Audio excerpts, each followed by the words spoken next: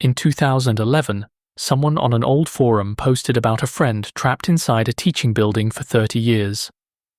The poster, Yao Ying, updated haltingly for a month, then stopped at the most crucial moment. Tens of thousands of replies piled up. Where did Yao Ying go? Yao Ying had a childhood friend, Aze, a civil engineering senior at Jiangcheng University.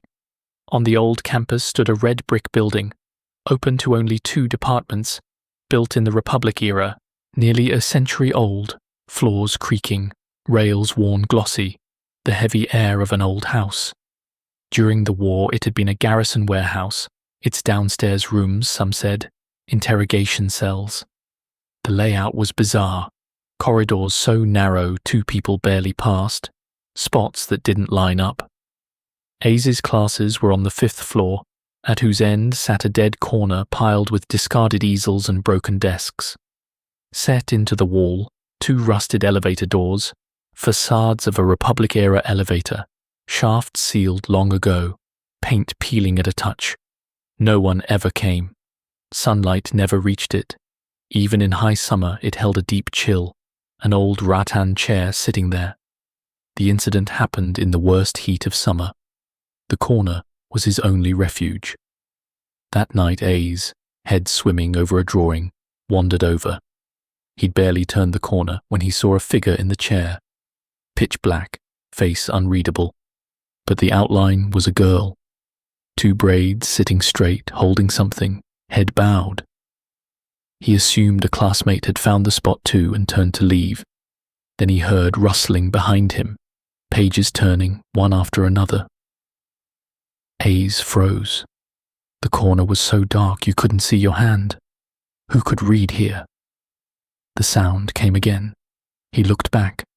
The figure sat there, pose identical, as if she hadn't noticed him.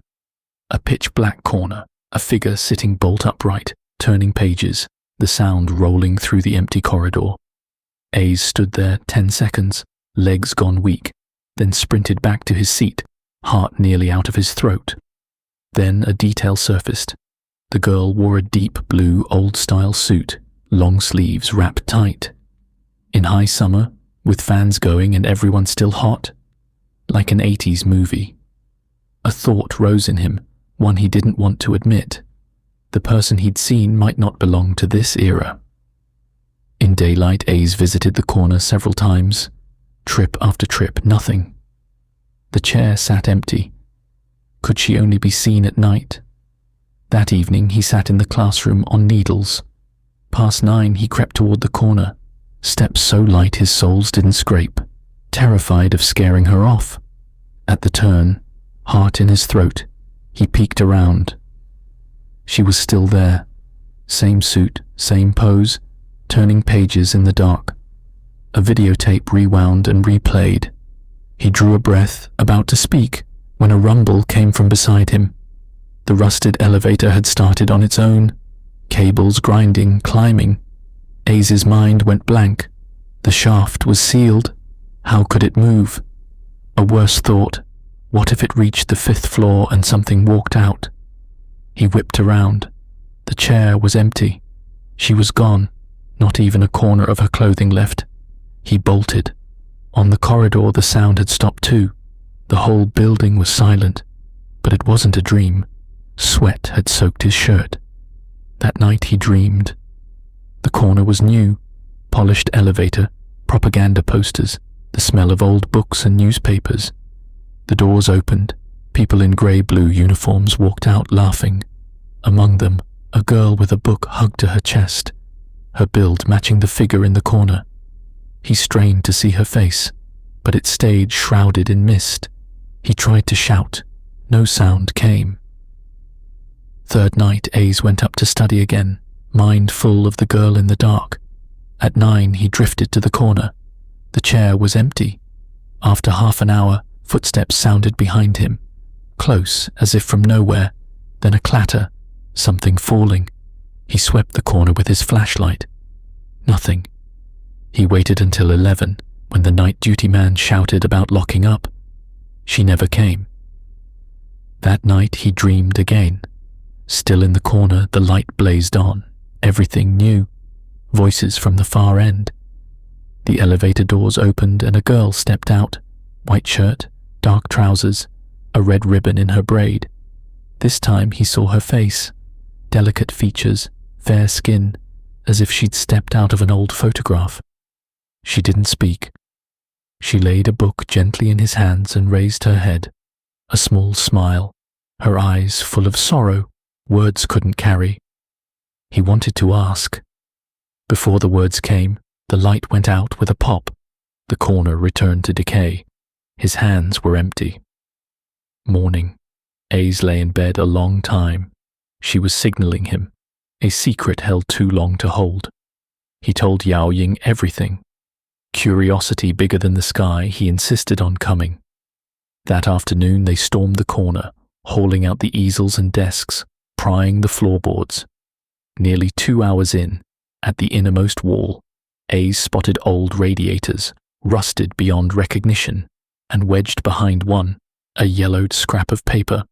Holding his breath, he pried it out. A library borrowing card, paper brittle, edges yellowed. A column of dates, the earlier line scrawled, the last written neatly.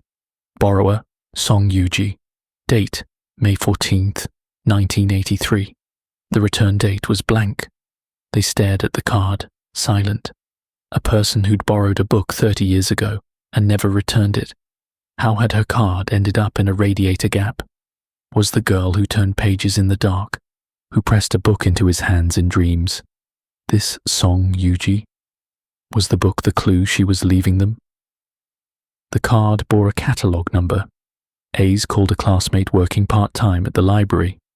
The answer came fast. Kaiser's 36.